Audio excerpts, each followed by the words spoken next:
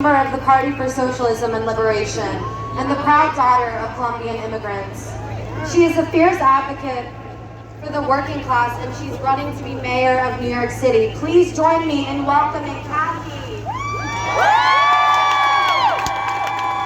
Aborto sí, aborto no, eso lo decido yo.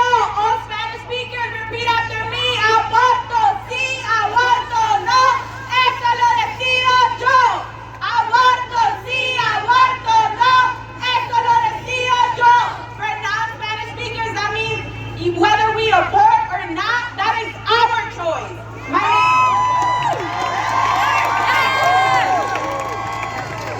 Peace, everybody. My name is Cathy Rojas. I'm a Queens native. I'm a daughter of two Colombian immigrants. I'm a New York City public school teacher. Shout out to all the teachers out there.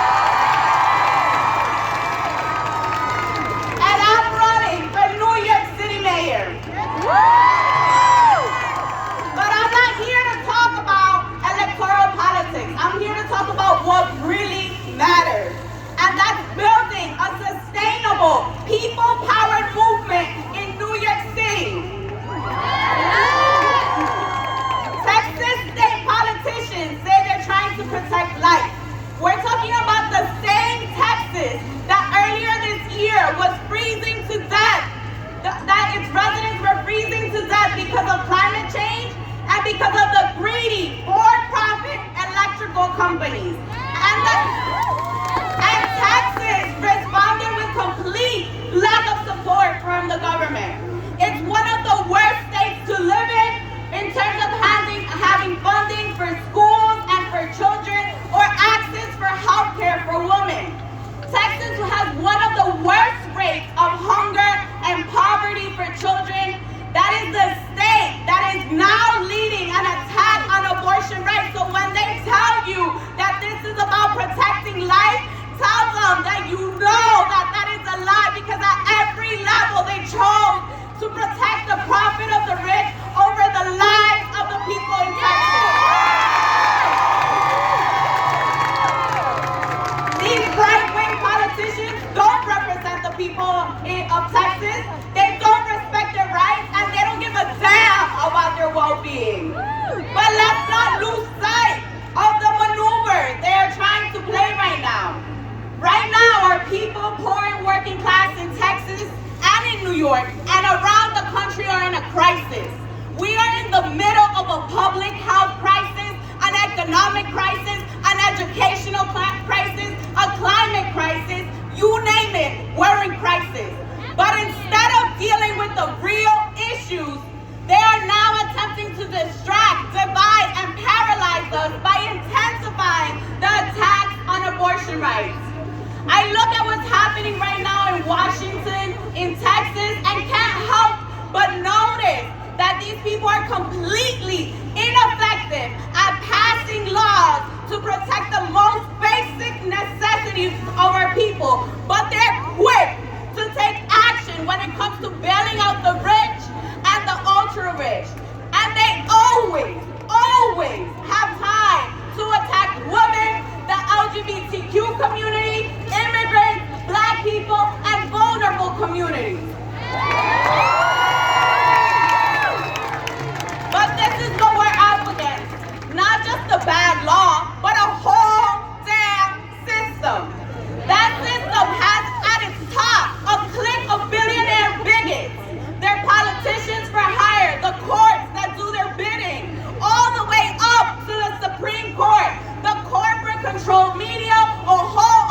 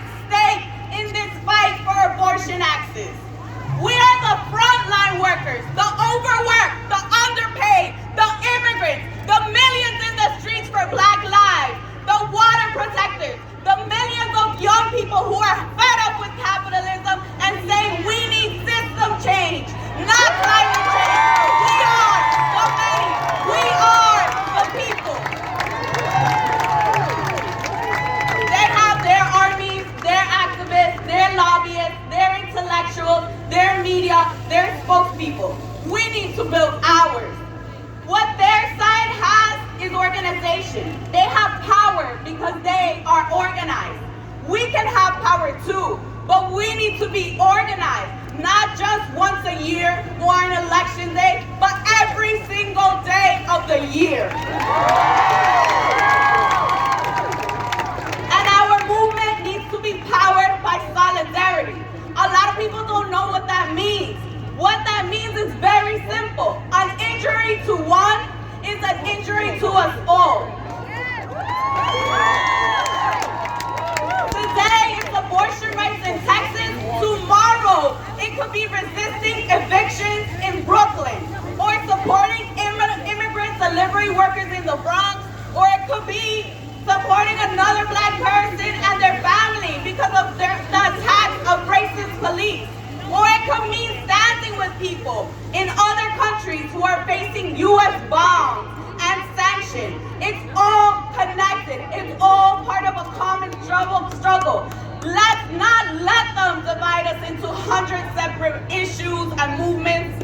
That's why I'm proud to stand with you all today, fighting for abortion access and healthcare, because abortion is a healthcare issue.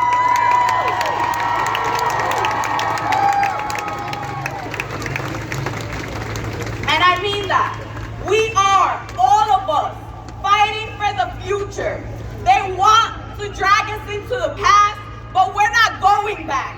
We know that a better world is possible. We know that we are living in a time in history where the resources and the technology and the education exist, so the basic necessities of the entire planet, of every single person in this planet, can be met. Jobs, housing, education, healthcare, clean energy. Those are not pipe dreams. Those are human rights that can be realized for all right now.